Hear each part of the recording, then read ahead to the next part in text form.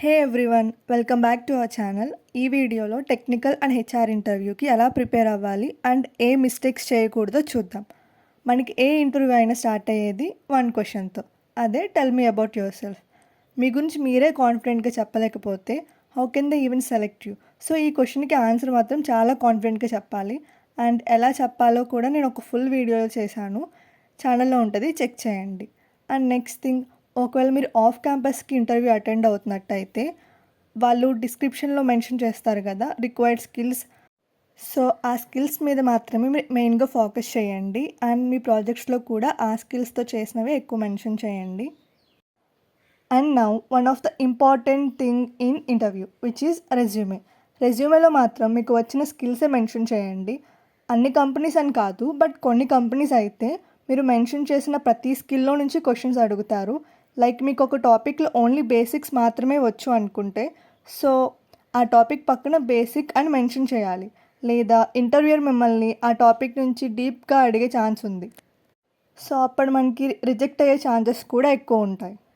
So మీరు రెజ్యూమేలో mention చేసిన skills అన్నిటినీ బేసిక్ టు అడ్వాన్స్ అన్ని లెవెల్స్లో నేర్చుకోవాలి. ఎందుకంటే ఏ ఇంటర్వ్యూయర్ మనల్ని ఎలా అడుగుతారో తెలియదు. సో మనం అన్నిటికీ రెడీగా ఉండాలి. And next important thing, projects.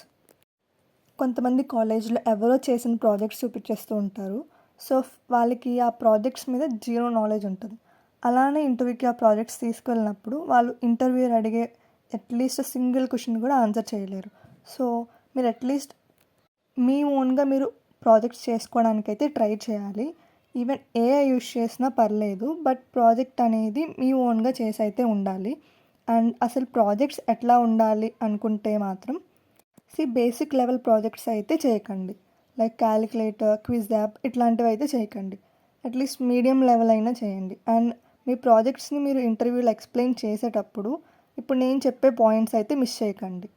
First thing is problem statement. అంటే మీ ప్రాజెక్ట్ వల్ల ఏం యూజ్ ఉంటుంది అండ్ అసలు మీ ప్రాజెక్ట్ గోల్ ఏంటి అనేది మీరు కంప్లీట్గా ఇనిషియల్గా ఎక్స్ప్లెయిన్ చేయాలి ఫస్ట్ మీ ప్రాజెక్ట్ని చెప్తున్నప్పుడు. అండ్ నెక్స్ట్, మీరు మీ ప్రాజెక్ట్ని చేయడానికి ఏం టెక్నాలజీస్ యూజ్ చేశారు. ఫర్ ఎగ్జాంపుల్, నేను మర్న్ స్టాక్ యూజ్ చేసి ఒక ప్రాజెక్ట్ చేశాను. అలా ఇంకా మీన్ స్టాక్ యూజ్ చేసి చేయొచ్చు. ఇంకా మెషిన్ లెర్నింగ్, ఇట్లాంటి డిఫరెంట్ టైప్స్ ఆఫ్ టెక్నాలజీస్ ఏం యూజ్ చేశారనేది చెప్పాలి. నెక్స్ట్, మీ ప్రాజెక్ట్ యొక్క ఫీచర్స్ ఏంటి. అంటే ఒక అటెండెన్స్ సిస్టమ్ అనేది కన్సిడర్ చేసుకుందాము. దానికి అటెండెన్స్ పర్సంటేజ్ క్యాలిక్యులేట్ చేయడం ఇదొక ఫీచర్. అండ్ స్టూడెంట్ డీటెయిల్స్ని ఒక డాష్బోర్డ్లో చూపించడం ఇదొక ఫీచర్. ఒకవేళ స్టూడెంట్ అబ్సెంట్ అయినప్పుడు ఎయిదర్ స్టూడెంట్కి కానీ పేరెంట్కి కానీ నోటిఫికేషన్ వెళ్ళడం ఇదొక ఫీచర్. ఇట్లాంటివి ఫీచర్స్ అనేది మీ ప్రాజెక్ట్లో ఏమేమి ఉన్నాయి అండ్ కొంచెం యూనిక్గా ఏమేమి ఉన్నాయో అవైతే చెప్పండి. సో కొంచెం ఇంప్రెస్ అవ్వడానికి ఛాన్స్ ఉంటుంది ఇంటర్వ్యూయర్. అండ్ నెక్స్ట్, అలానే మీరు ప్రాజెక్ట్ చేస్తున్నప్పుడు ఫేస్ చేసిన challenges. And at last, me project యొక్క ఫ్యూచర్ స్కోప్ ఏంటో చెప్పాలి. అంటే ప్రజెంట్ నేను నా ప్రాజెక్ట్ని HTML, CSS, జావాస్క్రిప్ట్తో చేశాను అనుకోండి. సో నేను ఫ్యూచర్లో మర్న్ స్టాక్కి చేంజ్ చేద్దాం అనుకుంటున్నాను ప్రాజెక్ట్ని, అలా చెప్పాలి. ఆర్ ప్రజెంట్ మీ ప్రాజెక్ట్లో సెక్యూరిటీ ప్రిన్సిపల్ మిస్ అవుతుంది అంటే ఫ్యూచర్లో ఆ ప్రిన్సిపల్ కూడా యాడ్ చేస్తాను అని చెప్పాలి. And next thing, strengthening core subjects. For example, computer science వాళ్ళకి CN, OOPS, DBMS, OS ఇవి కోర్ సబ్జెక్ట్స్. మీరు రెజ్యూమ్లో మెన్షన్ చేసినా చేయకపోయినా వీటి నుంచి మిమ్మల్ని క్వశ్చన్స్ అయితే అడుగుతారు. సో ఈ టాపిక్స్ అయితే ఖచ్చితంగా ప్రిపేర్ అయి ఉండాలి ఇంటర్వ్యూకి అటెండ్ అవుతున్నప్పుడు. ఫర్ ఎగ్జాంపుల్, మీకు ఒక సినారియో ఇచ్చి ఇది ఊప్స్లో ఏ ప్రిన్సిపల్ అని అడుగుతారు. అండ్ ఇంకా OSలో డెడ్ లాక్ ఇట్లాంటి క్వశ్చన్స్ ఉంటాయి కదా. ఇంకా CNలో 7 లేయర్స్. సో ఇట్లాంటి కొన్ని క్వశ్చన్స్ అయితే చాలా ఇంపార్టెంట్ క్వశ్చన్స్ ఉంటాయి. సో అఫ్ కోర్స్ మిమ్మల్ని మెన్షన్ చేసినా చేయకపోయినా అయితే ఈ క్వశ్చన్స్ అడుగుతారు. అండ్ ఆల్సో మ్యాక్సిమం నేను అటెండ్ అయిన ఏ ఇంటర్వ్యూలో అయినా అట్లీస్ట్ నన్ను 1 or 2 coding questions and SQL commands అయితే అడిగారు. So you should be thorough in coding, like array, string, searching, sorting, linked list, DP. అంటే సర్వీస్ బేస్డ్ కంపెనీస్కి అయితే వీటి వరకు అయితే అన్ని టాపిక్స్ ప్రిపేర్ అవ్వండి. బట్ మీరు ప్రొడక్ట్ బేస్డ్ కూడా క్రాక్ చేయాలి అనుకుంటే గ్రాఫ్స్, ట్రీస్ వీటిని కూడా కవర్ చేయాలి. బట్ సర్వీస్ బేస్డ్కి అయితే ఈ ముందు చెప్పిన టాపిక్స్ అయితే సరిపోతాయి. అండ్ మిమ్మల్ని ఏ ఇంటర్వ్యూలో అయినా క్వశ్చన్ ఇవ్వగానే వెంటనే మీరు పేపర్లో కోడ్ రాసి ఇచ్చేయాలి అని అయితే ఏ ఇంటర్వ్యూయర్ ఎక్స్పెక్ట్ చేయరు. సో మీకు ఫస్ట్ క్వెషన్ ఇవ్వంగానే మీకు క్వెషన్ అర్థం కాలేదు అనుకుంటే కనుక ఆస్క్ ఫర్ ద ఒక టెస్ట్ కేస్ అయితే అడగండి. లైక్ కొంతమంది ఒక టెస్ట్ కేస్ అని క్వెషన్ ఇస్తారు. బట్ ఇవ్వకపోతే కదా అడగండి. మీకు ఆ టెస్ట్ కేస్‌తో కూడా మీరు క్రాక్ చేయలేదు అనుకుంటే కోడ్‌ని, మీరు ఇంకొక టెస్ట్ కేస్ కూడా అడగండి. లైక్ ఇప్పుడు ఒక కోడ్ చేయాలి అంటే అందులో చాలా ఎడ్జ్ కేసెస్ కూడా ఉంటాయి. దానికి ఒక టెస్ట్ కేస్ అయితే ఖచ్చితంగా సరిపోదు. మీకు ఆ కోడ్ అయితే మీరు ముందు చేసి ఉంటేనే కానీ, మీరు అప్పటికప్పుడు ట్రై చేయాలి అంటే ఒక టెస్ట్ కేస్ అయితే సరిపోదు. బట్ మాకు రాదు కదా అని రాదు అని చెప్తే ఇంటర్వ్యూయర్‌కి మీకు మీరే మీ రిజెక్షన్స్‌ని ఛాన్స్‌ని ఇంక్రీజ్ చేస్తున్నట్టు ఉంటది.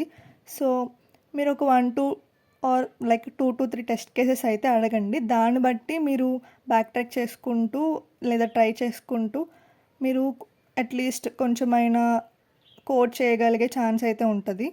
సో మీకు ఇన్ని టెస్ట్ కేసెస్ ఇచ్చి అంత టైం ఇచ్చిన తర్వాత కూడా మీకు రాలేదు అనుకుంటే జస్ట్ బ్లాంక్ పేపర్ అయితే ఇవ్వకండి.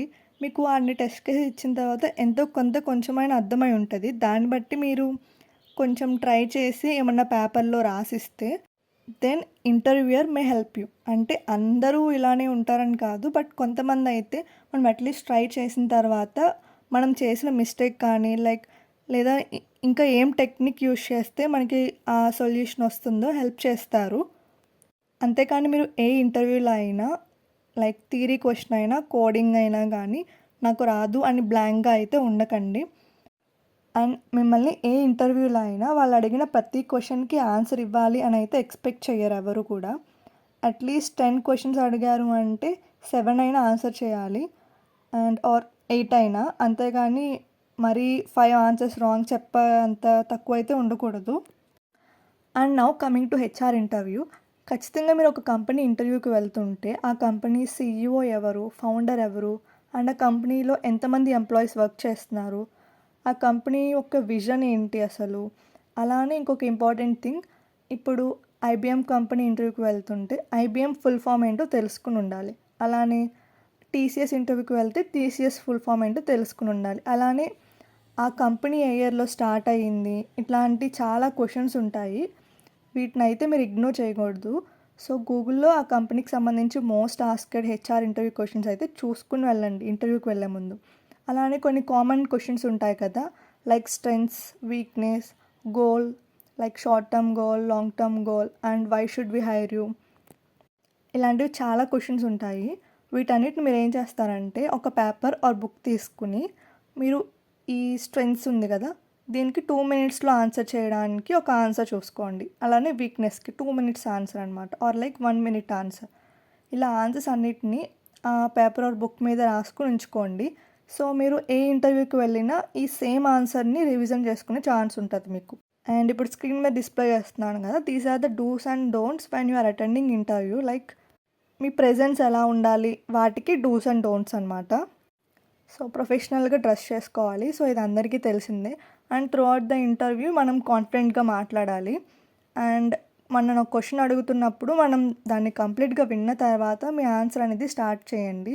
మీకు క్వెషన్ అడగంగానే సో నాకు ఆన్సర్ తెలుసు అని మధ్యలోనే మీరు ఆపేశారు అంటే మేబీ ఆ తర్వాత ఇంకా వేరే టైప్ ఆఫ్ క్వెషన్ అయితే ఉండొచ్చు. సో కంప్లీట్‌గా విన్న తర్వాత ఆన్సర్ చేయండి. అలానే ఇంపార్టెంట్ థింగ్, ఇంటర్వ్యూయర్‌తో అయితే ఖచ్చితంగా ఐ కాంటాక్ట్ మెయింటైన్ చేయాలి. అలానే కొంచెం నవ్వుతూ ఉండాలి. అండ్ ఇంపార్టెంట్ థింగ్, ఇప్పుడు ఇంటర్వ్యూ అయిపోయిన తర్వాత ఇంటర్వ్యూయర్ మిమ్మల్ని అడుగుతారు ఎనీ క్వెషన్స్ అని చెప్పి. సో మీరు నో అయితే చెప్పకండి. మీరు ఇంటర్వ్యూకి వెళ్ళే ముందు ఏదైనా ఒక 2-3 క్వెషన్స్ చూసుకుని వెళ్ళండి. సో రిలవెంట్‌గా ఉన్న క్వెషన్‌ని ఖచ్చితంగా మీరు అడగండి. సో మంచి ఒపీనియన్ ఉంటది. ఆల్సో మీరు ఇంటర్వ్యూయర్‌తో కొంచెం ఇంటరాక్ట్ అయినట్టు కూడా ఉంటది.